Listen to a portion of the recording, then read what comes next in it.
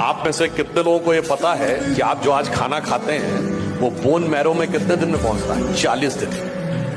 तो 40 दिन पहले आपने खाया था वो आज आपकी बोन मैरो में, आपको तो पता भी नहीं 40 दिन पहले आपने क्या खाया था। और आज जो खा रहे हैं वो व्यर्थ नहीं जाने वाला है, वो 40 दिन के बाद भी आपका साथ देगा। तो आपने जो सैकड़ों दिनों में जो कुछ खाया पिया वो आपके साथ है। तो ऐसा नहीं है कि आपको भले ही ना पता हो कि 40 दिन पहले और 100 दिन पहले आपने क्या खाया है, पर वो आपके शरीर में है, गुड एलिमेंट के रूप में भी, इन्फेक्शन के रूप में भी। तो आपको भले ही ना ध्यान हो कि हमने पूर्व जन्म में क्या किया है, परंतु वो आपके साथ है। ओ भाई, लिंक कर दो, बस लिंक कर दो। मैं देखा कि हाँ चलो कुछ साइंस की बात बता रहे हैं। सच में मैंने रील पहले नहीं देखी। तो ये जेन्युइन है बिल्कुल। मैंने कहा कहाँ से कहाँ ये चलते चलते जो यू टर्न मारा है ना ऐसे करके कि फटाफट जाऊंगा तो मैं उधर ही बट इधर से होके चला जाता हूँ।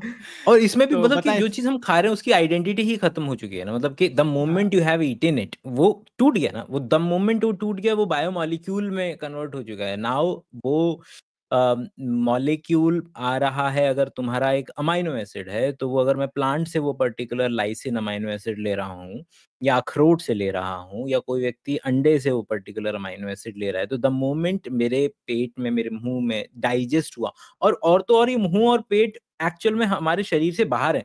ज्यादातर लोगों को लगता है कि हम शरीर के अंदर डाइजेस्ट करते हैं, बट उनको देखना पड़ेगा कि it is just a pipe, और उस पाइप में हमारा शरीर बाहर फेंकता है एंजाइम्स, बाहर डाइजेस्ट होता है हमारे शरीर से, और फिर हम उसको एब्जॉर्ब करते हैं। हम तो उसकी आइडेंटिटी को पूरा खत्म करके एब्जॉर्ब कर रहे हैं। तो एक तो ये बात ही अपने आप में निरर्थक सी नजर आती है कि ये कह देना कि आपने जो खाया है वो 40, क्योंकि ये एक्चुअल में आयुर्वेदा में मालूम है क्या है, लेयर्स हैं।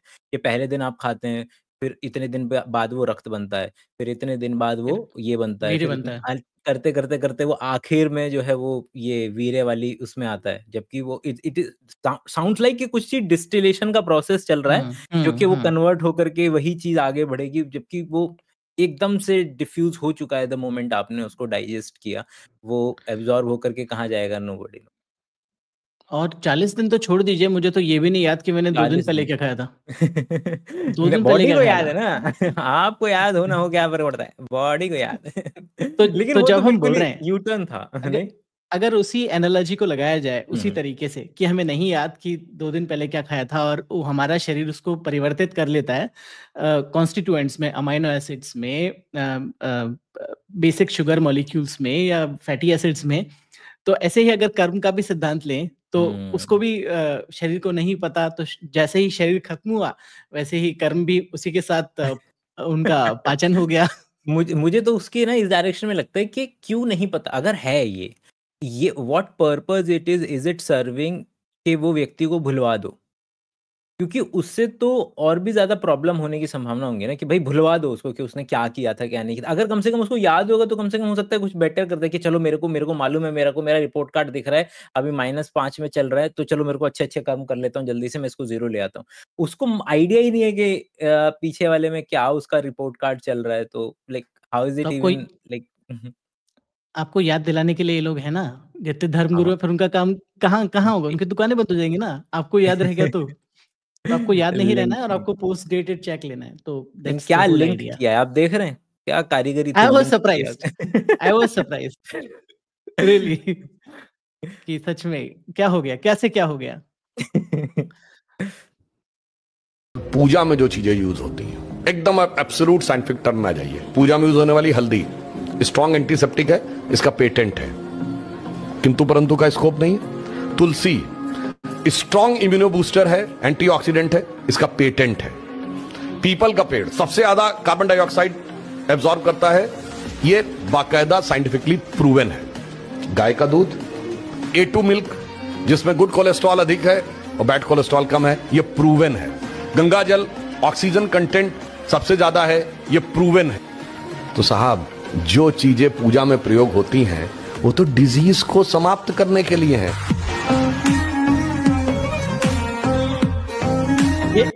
ये म्यूजिक जब तक नहीं आता ना तब तक ये वाला म्यूजिक आता है, तब तक ये रील। और दूसरा होता है कि वो जो लेजर आइज आती है ना, लेजर आइज, वो उसके बिना भी अधूरी होती हैं। हाँ, तो हाँ, ये हाँ। दोनों अधूरी चीजें होती हैं। तो चलिए सर, बताइए इस सर पे कि जितनी भी हो सकता है ना, यहाँ कोशिश पर करेंगे कि मतलब साइंस कुछ डिस्कस करेंगे, है ना? जो हाँ, बिल्कुल, साइंस बिल्कुल। इसके इर्द-गिर्द घूमती है, वो पूरी की पूरी कोशिश करेंगे कि एक-एक आप पकड़ने की कोशिश करना, बाकी मैं पहले ईज़ी वाला पकड़ लेता हूँ ताकि मुश्किल वाला आपके पास रहे। गंगा जल वाला उठा लेते हैं। तो सर ने सर ने बोला कि गंगा जल में ऑक्सीजन की मात्रा अधिक है और हुँ, गंगा जल की ऐसा लग रहा है कि उसकी प्रॉपर्टी ज़्यादा ऐसी है, जैसे कि ऑक्सीजन उसके अंदर में ज़्यादा है। जबकि अगर इस डायरेक्शन से देखें कि लोग नहाते ज़्यादा हैं, कपड़े ज़्यादा धुले जाते हैं, चीज़ें ऑर्गेनिक मटेरियल आसान भाषा में जिसमें भी ज़्यादा जाएगा, अगर ऑर्गेनिक मटेरियल ज़्यादा होगा जिस भी नदी में, उसमें जो अगर ऑर्गेनिज़्म अगर पनपता है, तो वो नदी में जो डिज़ॉल्व्ड ऑक्सीजन है, उसका इस्तेमाल करके जो biochemical oxygen demand BOD, BOD हम जो चिल्लाते रहते हैं, उसको इस्तेमाल करेगा। तो अगर कोई डायरेक्शन गंगा नदी के लिए नज़र सी आती है as compare to any other नदी, कोई दूसरे देश की या ऐसी नदी जिसको छेड़ा नहीं जा रहा है, जिसमें ऑर्गेनिक मैटर नहीं जा रहा है, उस नदी के अंदर में एक्चुअल में हो सकता है कि ऑक्सीजन की कंटेंट ज़्यादा हो। लेकिन वो हमको किस तरीके से हेल्प कर रहा है? मतलब ये नहीं समझ में आया कि पूजा में अगर गंगा जल इस्तेमाल कर रहे हैं और उसके अंदर में ऑक्सीजन ज़्यादा है, तो फिर वो नहीं समझ नहीं, पाया मैं। लेकिन हाँ, अगर मान लीजिए ऑक्सीजन ज़्यादा भी है, ठीक है? तो भी पानी के ऑक्सीजन डिसॉल्व करने का एक लिमिट होता है। जो सैचुरेशन होता है ऑक्सीजन का, उससे ज़्यादा डिसॉल्व नहीं की जा सकती unless we apply standard pressure. Pressure. मतलब वो स्टैंडर्ड प्रेशर के ऊपर, एसटीपी कंडीशंस के ऊपर में। पर उस ऑक्सीजन का जैसे आपने बोला हमारे ऊपर कोई प्रभाव नहीं पड़ेगा, ज़्यादा ऑक्सीजन हम कोई फ़ायदा नहीं है उसका। जैसे एक पानी का ऐड आता था बहुत पहले माणिक हुँ। चंद का हाँ, आयरॉनिकली नहीं। माणिक चंद का मिनरल वाटर जिसमें है अब ज़्यादा ऑक्सीजन कि मतलब हाँ। ज़्यादा ऑक्सीजन होगा तो इसका मतलब कि कुछ एक्स्ट्रा करेगा, जबकि ऐसा नहीं है। और पर पानी का ऑक्सीजन जो होता है वो टेम्परेचर के साथ चेंज होता रहता है। ऑक्सीजन का जो लेवल है क्योंकि किसी भी ऑक्सीजन के डिसॉल्व होने की जो रेट होती है वो टेम्परेचर पे डिपेंडेंट होती है, बहुत सिंपल है और प्रेशर पे डिपेंडेंट होती है। इसीलिए सोडा जो होता है पानी में मिल जाता है एक खास प्रेशर पे, खास टेम्परेचर पे और निकल जाता है एक खास प्रेशर पे। तो हुँ। बेसिकली ये वाली बात हो गई। पहला तो पानी वाला कि गंगा अगर उन्होंने बैक्टीरियोफाज कहा होता कि यही एक ऐसा कुछ पानियों में से एक है जिसमें बैक्टीरियोफाज मिलता है, तो हम मान सकते थे कि हाँ साहब बैक्टीरियोफाज है, इसका मतलब कि इसकी प्यूरिफिकेशन कैपेसिटी थोड़ी बाकी पानियों के कंपैरिजन में ज़्यादा है। बट रिगार्डलेस अब बाकी चीज़ों को पकड़ लेते हैं, जैसे तुलसी है। तुलसी में उन्होंने कहा कि एंटीसेप्टिक है, दूसरी चीज़ें हैं, ठीक है बट उसका भी अब कितना यूज़ कर सकते हैं, कितना यूज़ मुझे तो करते ये हैं लगता है तुलसी ना, को? मुझे तो ये लगता है कि this statement is valid, don't you think this statement is valid for each and every plant? क्योंकि हर एवरी एक प्लांट प्लांट क्या कर हाँ, उसी क्योंकि हाँ, उसी पे मैं हाँ, आ रहा था फंड एग्ज़ैक्टली। हाँ, हाँ, हाँ, बिल्कुल, बिल्कुल, प्लीज़, प्लीज़। कि जैसे मिंट है, धनिया है, सबका एंटीऑक्सीडेंट है, ब्लैकबेरी है, ब्लूबेरी है, जितनी भी तरह की बेरी हैं, हल्दी है, इन सबका एक या जितने भी और तरीके की चीज़ें हैं, अदरक है, अदरक को क्यों नहीं यूज़ करते? अदरक की भी तो प्रॉपर्टीज़ अच्छी हैं। काली मिर्च को क्यों नहीं करते? काली मिर्च की प्रॉपर्टी अच्छी है। तो हमने बस चुन लिया रिप्रेजेंटेटिव उस नेचर को प्रणाम करने के लिए। मैं उसको उस तरह से देखना चाहूँगा कि हमने एक-एक चीज़ चुन ली और उसके अलावा भी हज़ारों लाखों चीज़ें हैं जिसमें गुण हो सकते हैं। कोई भी प्लांट होगा जैसा बार-बार हम बात करते हैं कि सेकेंडरी मेटाबोलाइट बनाएगा, वो सेकेंडरी मेटाबोलाइट प्लांट के लिए कुछ और काम करेंगे, हमारे लिए कुछ और काम करेंगे, तो उससे उसकी प्रॉपर्टीज़ कुछ तरह की आ जाएँगी कि वो दूसरे जीव को मार दे या खत्म कर दे या उसको डीएक्टिवेट कर दे या उसको जीभ जला दे या कुछ भी कर दे। तो हुँ। That's how things work in general. तो ठीक है मतलब इसमें और अगर ये उसको उस तरह से दिख रहे हैं कि हाँ साहब कि हमारे ही यहाँ ऐसा होता है तो मुझे नहीं पता हुँ। दूसरे धर्मों की में क्या होता है। मुझे अपने का ही नहीं पता ज़्यादातर कि हाँ, पूजा में ये चीज़ें होती हैं, हम देखते हैं कि हाँ जी, ठीक है, ये चीज़ें होती हैं। हुँ। बट मतलब ठीक ठीक, है। इसको वही कल्चरल है, तो ठीक है, कल्चरल है ना, हुँ, good. More than welcome, valid point, बहुत अच्छी आपको बात है। आपको कल्चर बहुत अच्छा है। लेकिन उसमें इस बात का वो लेना कि क्रेडिट लेना कि हम इसलिए करते हैं क्योंकि हमारे को पहले से वैज्ञानिक लेवल पे ये पता है कि ये अच्छी है। हमारे पुराने लोगों को विज्ञान के लेवल पे ये इतने खतरनाक लेवल पे जानकारी थी, इसलिए हम करते हैं। तब वो थोड़ा-सा इस डायरेक्शन में चला जाता है कि यार ये तो केवल अपने आप को बूस्ट इम इम मतलब कि अब मोरल बूस्ट हो, ईगो बूस्ट हो, उसके लिए इस्तेमाल किया जा रहा है केवल और केवल। जो कि हर कबीला कर रहा है, हर कबीला कर रहा है। हर कबीला कर रहा है, हर कबीला कर रहा है सब और टी-शर्ट भी बनानी चाहिए, वो सब सबके यहाँ बिकेगी। हमें सबसे पहले पता था। हाँ। वो भी अच्छी चीज है, हमें सबसे पहले पता था सर। बट मूविंग ऑन, जी का जो साइंस है ना वो पूरा का पूरा ऑलमोस्ट स्कैम है। पोलियो की वैक्सीन आज अफ्रीका में 50% से ज्यादा जो पोलियो के केसेस है वो पोलियो वैक्सीनेटेड बच्चों में। इंडिया में पोलियो वैक्सीन एक पर्टिकुलर गवर्नमेंट लाई थी। जब से इंडिया के अंदर पोलियो वैक्सीन दी गई है, और बाय द वे सारे धर्म नहीं लेते इंजेक्शन, एक पर्टिकुलर रिलीजन है जो इंजेक्शंस वैक्सीनेशन ये सब नहीं लेता है। आप उनका रिप्रोडक्टिव रेट ले लो, कंसेप्शन का रेट ले लो, फर्टिलिटी का रेट ले लो, और अब बाकी की इंडियन जनता देखो कि पोलियो वैक्सीन के बाद इंडियन जनता का average height 1 and number 2 average child birth का रेट गिरा है। Nation wide polio vaccination campaign के बाद फिगर्स चेक करना और उस टाइमलाइन से पहले के फिगर्स चेक करना। वाह। किसको लगा होगा ना कि इंडिया के अंदर में भी ऐसे आएंगे एंटी वैक्सर्स? नहीं, बट मतलब मेरे को तो बिल्कुल नहीं लगता था। मेरे को लगता था यार कम से कम कुछ ना हो तो कम से कम इंडिया वाले इस तरीके की पागलपंती तो नहीं करते हैं कि एंटी वैक्सर्स मिल जाएं या फ्लैट अर्थर्स मिल जाएं, लेकिन एलियन मेरे को लगता है कि मुझे नहीं पता था, बस एग्जिस्ट कर कुछ रहे थे ये हैं, लोग। कुछ हैं इक्का दुक्का, जैसे मतलब आप रील भी देखते हैं ना हम लोग, जैसे ये हिम्स वाले लोग हैं या दूसरे लोग हैं, बोलते हैं कि ये वैक्सीन मत लो, वो वैक्सीन मत लो, यदा कदा, पर कोविड वैक्सीन लेने सब पहुंच गए थे साहब। बट ठीक है, बर्थ रेट की बात अगर करते हैं, बर्थ रेट की बात करी इन्होंने, राइट? तो हाँ। बर्थ रेट तो कम हुई है और ये it will continue to do so. जैसे मैं एक डेटा देख रहा था कि उसको मैं यहाँ पर भी लगा दूंगा, और ये ग्लोबल फिनोमिनन है कि बर्थ रेट नीचे जा रही है दुनिया की, जबकि आबादी बढ़ रही है। तो और ये हुआ है एजुकेशनल रीजंस की वजह से। अगर लास्ट के 100 साल पे देखें और अगले 100 साल पे देखेंगे तो पहले जो बर्थ रेट थी उसके कंपैरिजन में अगले 100 साल में बर्थ रेट उसकी 1/5 भी नहीं रह जाएगी, और global population is going to decline. और कुछ लोगों को सुनकर अच्छा या बुरा लगे, Indian population is also going to decline. धीरे धीरे हमारी पॉपुलेशन भी नीचे जाएगी और एक लेवल पर जाकर स्टेबलाइज हो जाएगी। It has nothing to do with any kind of vaccination. Vaccination से तो बल्कि जो पोलियो, पल्स पोलियो का अभियान चला था हमारे यहाँ पर, उससे हम उन चुनिंदा देशों में से हैं जहां पर पोलियो खत्म हो चुका है, पूरी तरह से जड़ से मिट चुका है। 2 बूंद जिंदगी की जो था ना, क्या बोलते हैं, कैंपेन, उससे बहुत। पोलियो पूरी तरह से समूल नष्ट हो चुका है, क्योंकि उसका जो चक्र था, दुष्चक्र, हमने उसको तोड़ दिया पोलियो के वायरस के प्रोपेगेशन का। बताएं सर, और बाकी हाँ, आप पे। एडिशनल इंफॉर्मेशन इसके अंदर में ये स्टेटमेंट मुझे इतना प्यारा लगा हाल फिलहाल के दिनों के अंदर में मैंने किताब में पढ़ा।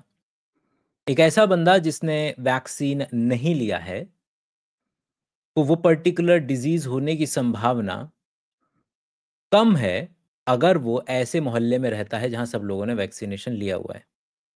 और एक ऐसा व्यक्ति जिसने वैक्सीन लिया हुआ है और वो ऐसे मोहल्ले में रहता है जहां बाकी लोगों ने वैक्सीनेशन नहीं लिया हुआ है, वहां पर उसके डिजीज होने की संभावना ज़्यादा है। ये लोगों को इसलिए बता रहा हूं मैं कि vaccine is a population phenomena. आप अगर हर्ड ये इम्यूनिटी। समझ रहे हैं कि हर्ड इम्यूनिटी के, ये समझ रहे हैं कि मैं तो अपने बच्चे की लगा ली, ऐसे ऐसे बावरे लोग अगर घूम रहे हैं समाज के अंदर में, मार्केट में, और नहीं लगवा रहे हैं वैक्सीन अपने बच्चों को, तो ये तो अपने बच्चों का नुकसान कर रहे होंगे ना? नहीं, ये पॉपुलेशन फिनोमेना है। तो इसके अंदर में एक हद तक हम लोग सिंपल मतलब कि इससे बढ़िया लाइन मैंने सुनी नहीं थी। मैं कहा क्या लाइन है ये। और ये कॉजल और कोरिलेशन वाला एक कॉन्सेप्ट यहाँ पर इंट्रोड्यूस किया जा सकता है कि बिल्कुल नजर आ सकता है कि जैसे शार्क अटैक बढ़ते हैं, जब आइसक्रीम की बिक्री बढ़ती है तो शार्क अटैक बढ़ते हैं। तो इसका मतलब ये नहीं कि शार्क आइसक्रीम खाने के लिए बाहर आना चाह रही हैं। जब गर्मी का मौसम सही। होता है तो लोग आइसक्रीम खाते हैं, बीचेस पे जाते हैं तो ज़्यादा लोग जाते हैं, तो बीचेस पे वो अटैक भी बढ़ता है। तो गर्ल पॉपुलेशन, गरीबी, ये जो मुख्य कारण के गर्ल जिस समाज में इर्रिस्पेक्टिव ऑफ कौन किसका हुआ है, लड़कियों को अगर एजुकेशन मिली है, तुरंत उस पर्टिकुलर समाज में जो बर्थ रेट है वो नीचे की तरफ आया है, क्योंकि उसे अपने हुकूक, अपने अधिकार का तुरंत पता चल जाता है कि like this person is not going to exploit her body. तो कोरिलेशन कॉजल वाला और पॉपुलेशन फिनोमेना, ये 2 चीजें हम यहाँ से सीख सकते हैं। फरीजा, ये आप कर लेंगे तो इंशाअल्लाह बिना दवाई के, बिना कीमो के, बिना ऑपरेशन के इंशाअल्लाह आप शिफा होते। तो इंशाअल्लाह 2 किस्म के पत्ते लो, 1 मुट्ठी नीम का पत्ता और 1 मुट्ठी करियापाक का पत्ता इंशाअल्लाह। और उसमें क्या करो, 2 इंच अदरक ले लो और 2 से 3 कली लहसुन के ले लो और 1 बड़ा आंवला ले लो, आंवला, और जो है 1 कच्ची हल्दी, 1 इंच कच्ची हल्दी इंशाअल्लाह। ये क्या करना, आप लोग 1 लीटर पानी में डाल के अच्छा जो है पका के आधा लीटर कर लेके ये काढ़ा थोड़ा पीते रहना इंशाअल्लाह। ये काढ़ा आपके लिए बहुत बेहतर साबित होगा इंशाअल्लाह। और जब काढ़ा बन जाता तो उसमें आप 1 आधा नींबू निचोड़ लेना। मालूम है बचपन में ना क्या होता था कि बचपन में मेरे को बहुत अच्छे से याद है, मैं होऊंगा करीब 4-5 साल का, तो अलमारी में ऐसे कर, अलमारी तो खैर क्या थी, वो जो जंगला टाइप होता था, जंगले पे काफी सारे वो रखे हुए थे कि सरसों का तेल है, इधर कोकोनट का तेल है, थोड़ा फेयर लवली इधर, और अलग अलग तरीके की चीजें। मैं पता नहीं क्यों सबको थोड़ा थोड़ा लेके ना ऐसे मिक्स करता रहता था, मिलाता रहता था उसको जबरदस्ती कि ये भी मिला देता हूँ, ये भी मिला देता हूँ, ये मिला देता हूँ, ये मिला। मुझे लगा कि मेरी आदत छूट गई है, लेकिन बाकी लोगों की आदत नहीं छूटनी है कि ये मिला देता हूँ, ये भी मिला देता हूँ, वो भी मिला देता हूँ, हो जाएगा कुछ ना कुछ तो हो ही जाएगा इससे। तो मेरे दिमाग में तो एक ही लाइन आ रही थी, आचार्य मनीष रियल आईडी से आओ। एग्जैक्ट सेम चीज नहीं तो बोलता है वो बंदा भी, वो बंदा सेम चीज बोलता है कि आधी हल्दी खा लेना, अदरक खा लेना, हार्ट अटैक नहीं होगा, उखड़ू बैठ जाना, सीधा बैठ जाना। बस इन्होंने क्या है कि दाढ़ी बना ली और इन्होंने इंशाल्लाह बोल दिया तो ये डिफरेंट हो गया। बट ठीक है, अगर नहीं हुए तो अल्लाह नहीं चाह रहे थे आप सही हो, क्योंकि क्योंकि अब तो हो जाते हैं ना, वरना तो आप सही सही। पर ठीक है, जैसे हम हमेशा कहते हैं कि हल्दी खा लीजिए, अदरक खा लीजिए, जो भी खाना है खाइए, बट मेडिकल सलाह जरूर ले लीजिए। मुझे तो ये लगता है कि हर एक चीज जो भी दी जाती है ना, वो ज्यादातर चीजें घरों में इस्तेमाल हो ही रही है। मतलब कौन सा घर है जिसमें हल्दी नहीं पड़ रही है खाने में, और हर एक खाने में नहीं पड़ रही। आप ये देखो ना, बचपन से लेकर के आज तक मैं जब भी खाना बना रहा हूँ, मुझे अभी लेटेस्ट बातों में ये चीज पता चली है कि इंडिया के अंदर में जो हल्दी है उसका कोई स्वाद ही नहीं होता है।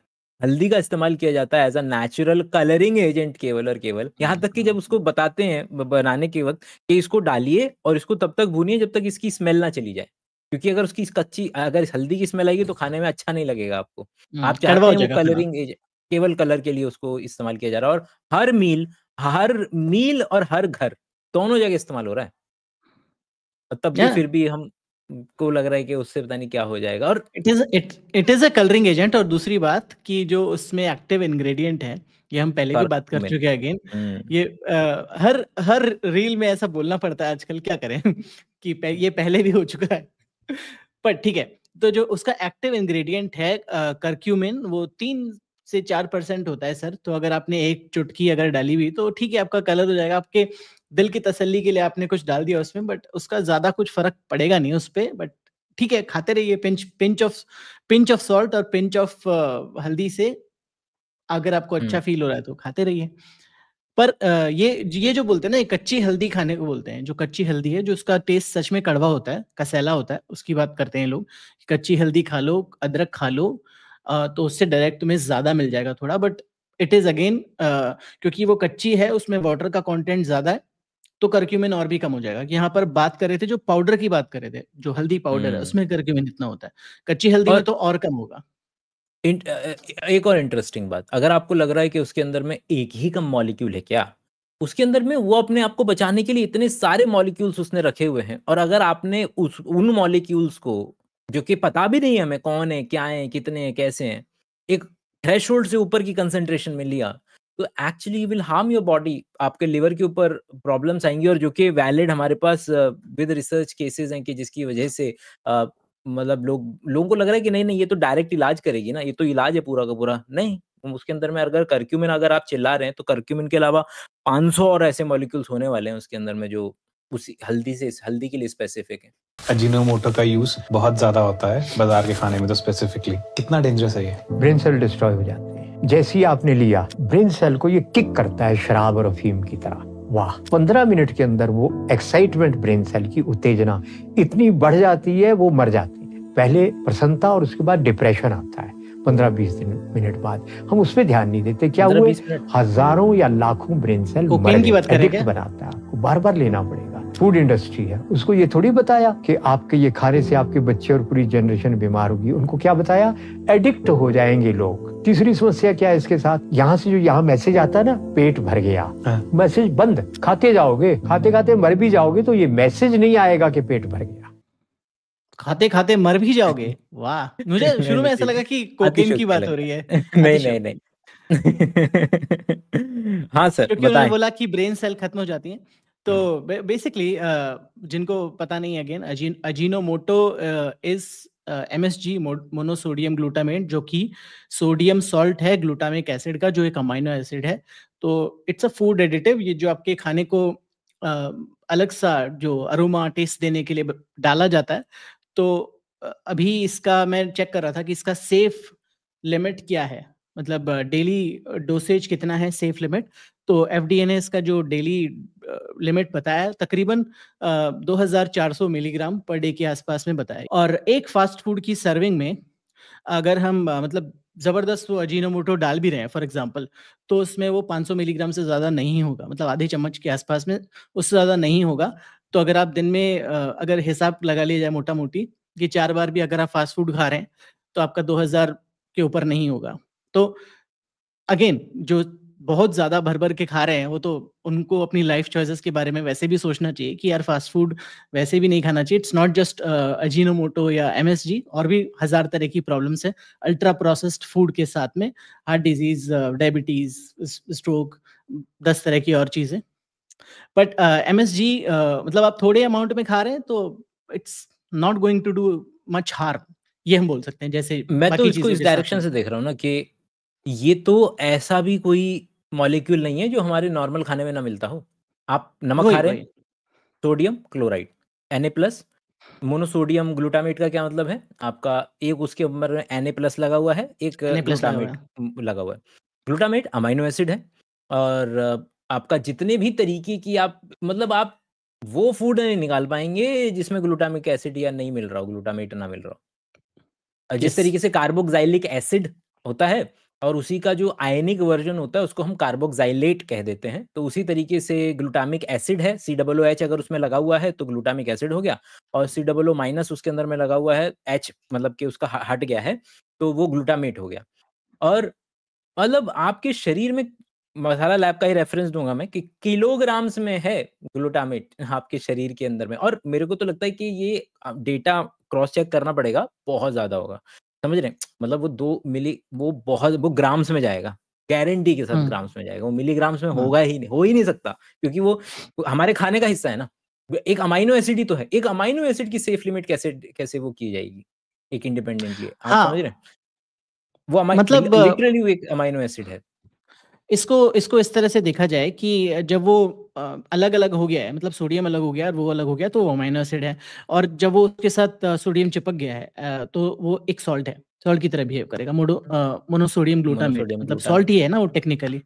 तो इसीलिए FDA ने उसकी एक सेफ लिमिट दी है, वो अभी मैं पढ़ के बता रहा हूँ, 14 मिलीग्राम पर पाउंड ऑफ बॉडी वेट। ये FDA ने दिया है, फसाई ने नहीं हाँ, दिया है, FDA ने दिया है। ये इसीलिए मेरे को लग रहा था। अब इसको ठीक है? मल्टीप्लाई करना पड़ेगा 100 से लगभग और वो जाएगा तो उसके अंदर तो में। ये मैंने हिसाब लगाया सर कि अगर एक 70 किलोग्राम का इंसान है अगर, तो 14 मिलीग्राम के पर पाउंड के हिसाब से, तो 160 पाउंड इंटू 14 अगर इसको मल्टीप्लाई भी किया जाए तो ये 2000 के ऊपर वैल्यू जाती है। अगेन 2240 मिलीग्राम, यानी कि ऑलमोस्ट 2.25 ग्राम के ऊपर जाती है वैल्यू। तो ये जनरली इतना खाने में प्रेजेंट नहीं होगा, मतलब अगर ऊपर से भी डाला जा रहा है एज अ फूड एडिटिव तो भी इतना प्रेजेंट नहीं हो सकता, क्योंकि अगर ज्यादा डालेंगे ना MSG तो वो टेस्ट एनहेंसर एक लिमिट में, और एक लिमिट के ऊपर वो कसैला बना देगा, कड़वा बना देगा खाने को, क्योंकि it's kind of a salt. तो सोडियम जो है वो एक्ट करेगा उसमें और वो कड़वा बना देगा खाने को, तो वो भी नहीं है करना है। और आर्टिफिशियल टेस्ट देगा आपके खाने को, ये भी एक चीज है। मतलब आपको कई बार ऐसा खाने के साथ में लगता होगा ना कि यार अजीब सा लग रहा है चावल खाने में, फ्राइड राइस, तो इसका अर्थ है कि उसमें बहुत ज्यादा MSG डाला गया है। तो वो भी एक चीज है कि आपको खुद ही नहीं अच्छा लगेगा वो। तो हर चीज का एक लिमिट है, उसके हिसाब से वो चलती है चीज। बट ठीक है, सर जो बोल रहे हैं वो मर्जी अभी सर मैं की। उसके ऊपर चेक कर रहा हूँ कि 30 मिलीग्राम पर किलोग्राम बॉडी वेट दिखा रहा है मुझे। हाँ, तो सेम हो गया ना, वो पाउंड था, तो 14 मिलीग्राम पर पाउंड, तो 30 हाँ, मिलीग्राम पर सही बात, किलो हो गया, लगभग सेम है। लगभग। सेम। तो यस, ये था आज का वीडियो सर, और अगर आपको अच्छा लगा तो ज़रूर सब्सक्राइब कीजिए। आप सब्सक्राइब नहीं कर रहे हैं आप लोग, और ऐसे ही देख के चले जा रहे हैं, तो सब्सक्राइब कीजिए, लाइक कीजिए, और मेंबर भी बन जाइए। तो वेट करें हम, तो मेंबर बनेंगे और मेंबर ओनली कंटेंट आएगा आपके पास में। और बताइए सर, आप भी अपील करिए बहुत-बहुत शुक्रिया सब्सक्राइब करने की। दोस्त। हाँ, मतलब कि जितना जल्दी हो सके भाई साहब, नीचे के बटन, जितने बटन सारे के सारे दबा सकते हैं वो फटाफट से दबा दीजिए। हम मिलेंगे एक बार। अगली बार। हाँ, 2 बार नहीं। हम आपसे अगली बार मिलेंगे, तब तक के लिए अपना ख्याल रखें। Bye bye.